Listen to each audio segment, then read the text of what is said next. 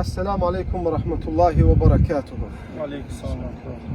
Size bir kardeş tövsiyesi, hemçinin dinleyenlere bir kardeş tövsiyesi. Bunu hem elmi olarak deyirəm, hem de tecrübe olarak deyirəm. Bakın, heç kəsin uzun saqqalı, zahiri görünüşü, kısa balaqları, dindən gözəl danışması, çoxlu hədislər, ayələr danışması və yaxud da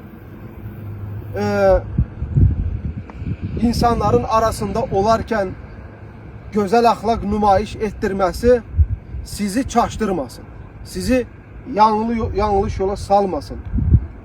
Elə bir dövrdə yaşayırıq ki, gerçekten. Yani bir insanın gerçek səmimi, gerçek təqva əhli, gerçek mümin, gerçek iman etmiş olması bu şeylerle artık bilinmir.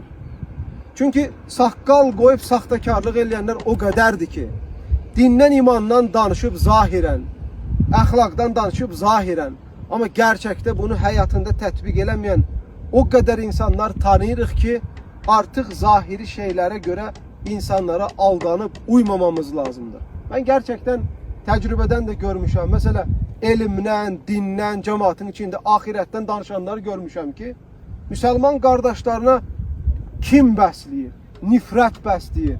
Müslümanları görəndə onun təriqətindən, onun yolundan olmayanlar görəndə kirpi kimi baxır onlara. Sanki qabağında bir Yahudi durub, sanki qabağında bir qeyri-müsəlman durub. Və yaxud da ətrafındaki insanları imanlı, ixlaslı, Allah'ı səcdə edən insanlara qarşı kinlə tərbiyələməyə başlayır. Bunlar əslində saxtakar insanlardır. Eğer bu şeyler zahiren götürülseydi bu kadar bölünmeler, bu kadar parçalanmalar olardı. Yani bir gözünüzü açın bakın.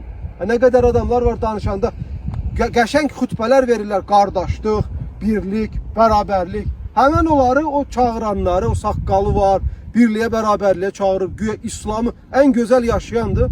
Hemen o birisi de belədir. İkisinin bir araya gelende görürsen ki hayati, pratik olarak Kur'an ve sünnəni yaşayan yoktur. Düzdür mü kardeş?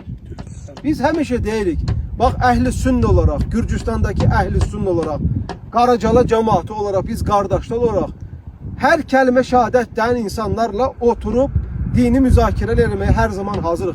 Kin güdmeye değil. Biz o adamlara hörmətimiz olar ki, bizi yanlış görse de gələ bunu üzümüze deyə, mesela bizle otura danışa. Ama qıraqda durup kirpi kimi kin güdüb insanlara karşı, insanları bize karşı kin güddürmeye veya da nifret elətdirmeye, nefsi hesaplarına göre. Mesela bazı adamlar var, görürük de, bir de görürsen böyle elə qaşqabaq durur, böyle fərqli baxır. Deyib desən ki, ne olur mesela? Qardaş, ne olur? Senin etirazın varsa kişi kimi qalıq de, Allah seni kişi yaradı. Düzdür mü?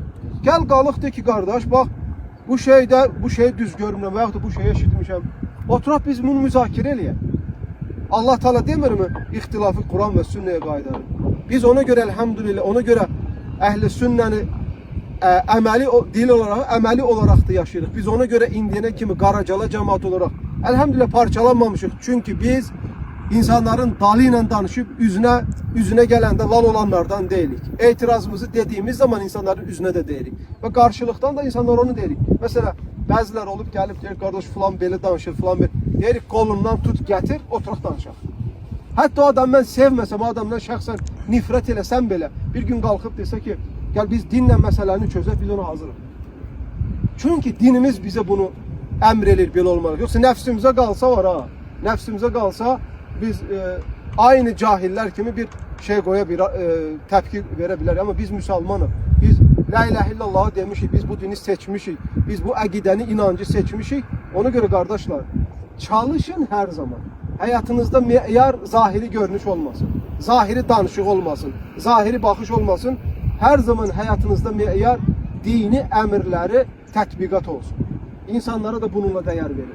Sadece danışıq görsel değil. Ona göre hadiste gelir, Allah Teala sizin görsellerinize, şəkillərinizə, cisminizə baxmır. Allah Teala sizin qəlbinizə və nəyə baxır? Əməllərinizə. Kim dinlə gedir, kim dediği əməlinə uyur. Allah Teala hamımızı sabit ve dürüst Müslümanlardan eylesin. Amin. Bizi dinimizde sabit eylesin. Esselamu Aleyküm ve Rahmetullah.